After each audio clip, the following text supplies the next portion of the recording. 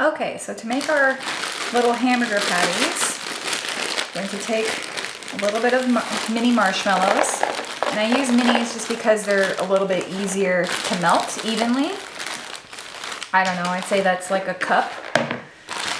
And just about that many chocolate chips. And we're gonna melt this for 30-second intervals until it's totally melted.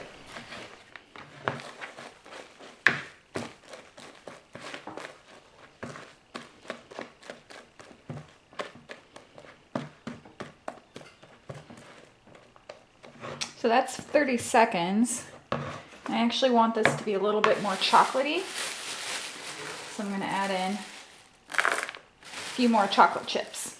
Okay, so now we're gonna add a little bit of our cereal treats.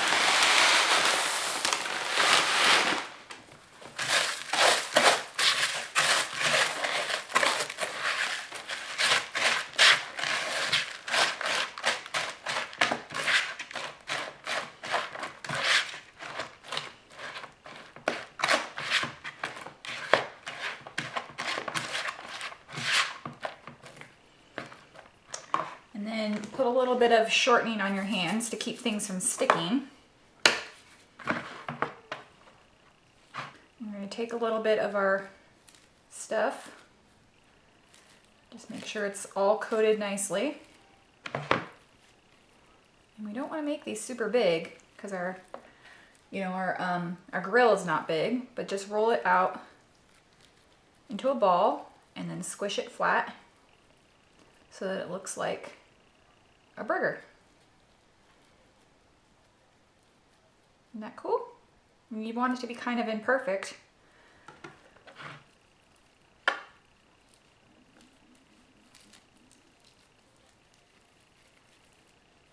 You could make meatballs this way too. There you go. All right, and we're gonna go ahead and let those chill in the refrigerator until they're nice and firm, and then we're going to assemble our burger. Okay, the first thing we're going to make is our cheese. And we're going to make some Swiss and some cheddar. And I, of course, am using my Sweet-tastic modeling chocolate. You could make your own, but I just prefer to use this because I'm lazy and I really like how this stuff works. And you can buy this stuff at sweettastic.com. So I've got some ivory, some random colors, and I've got some yellow here and some orange. Now, if you just had white, you can add regular food coloring to your modeling chocolate. The only time you can't add food coloring to your modeling chocolate is when you are making it for like pouring for candy molds or for making cake pops. The water-based food coloring will seize up your chocolate, but for modeling chocolate, it's already seized. So when you very first start working the modeling chocolate, it's going to be pretty crumbly, and that is normal. You don't want to put this into the microwave because then it'll get too soft and it'll get really oily and start breaking apart. So it's better to just leave it warm, leave it cool, and just kind of work it with your hands until it's soft. Doesn't take long. And I'm just going to add a very small touch of yellow to my ivory to give it that Swiss cheese color.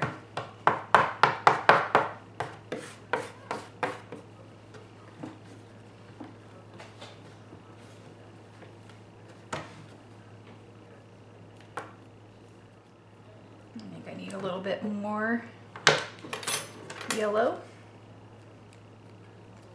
You could make any kind of cheese, really. You could do blue cheese, you could do Havarti, whatever kind of cheese you feel like making. But I think Swiss cheese is fun looking, you know, with the little holes and whatnot. Roll this out.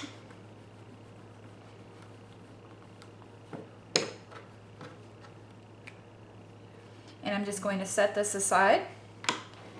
And then for our cheddar,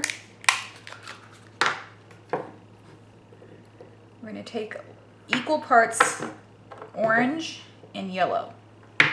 And if you're making this from scratch, from white, you always want to add in a little bit of yellow into your orange. You see how this is just kind of a dull orange color? It doesn't have a lot of life to it. You need to add a little bit of yellow to give it that bright, vibrant orange color, because, you know, colors in nature are never just one color.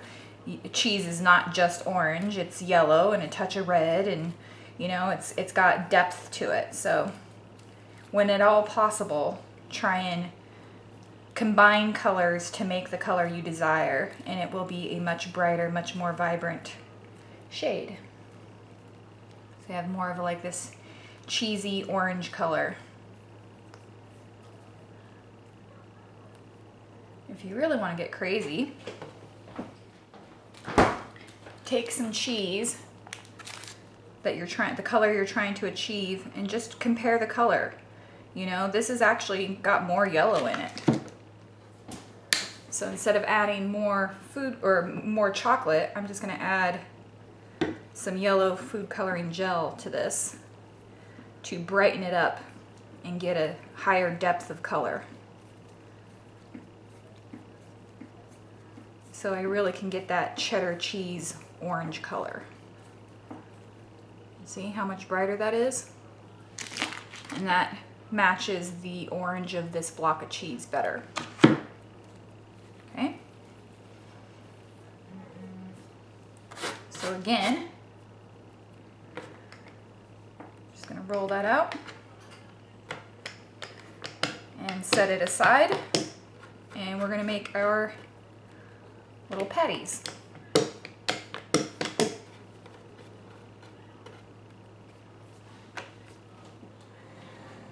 Okay, so to make our cheese, we're going to use our little patty here as a guide, because I want it to be slightly smaller than my patty. And I'm just going to cut that into a square-ish.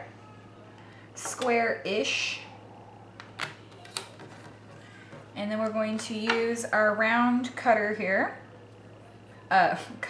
Round piping tip, basically, to just put a few little holes in there.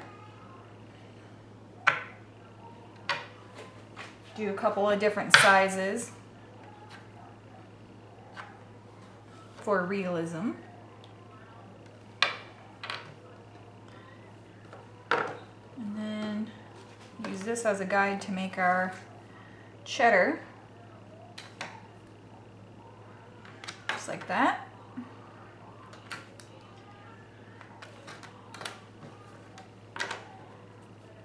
This is the fun part. I do this on a little metal pan to protect the table, of course. The first one, just put that over and use a creme brulee torch to melt. And because this is chocolate, it's going to really sizzle up and melt down, kind of just like real cheese would, and look very realistic. And it's going to taste delicious. All right, get that one out of the way. And take our Swiss cheese one.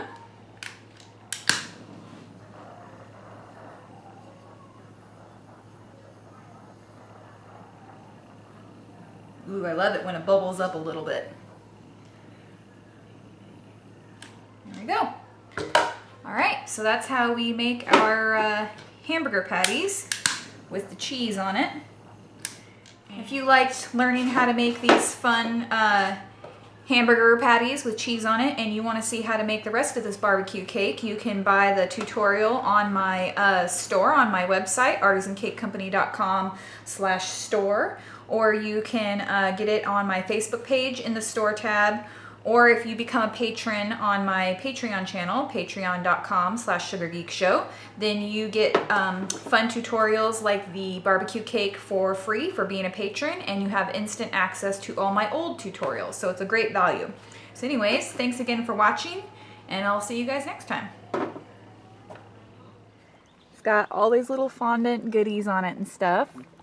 And if you can see the little smoke coming out of there, that's dry ice. Isn't that cool?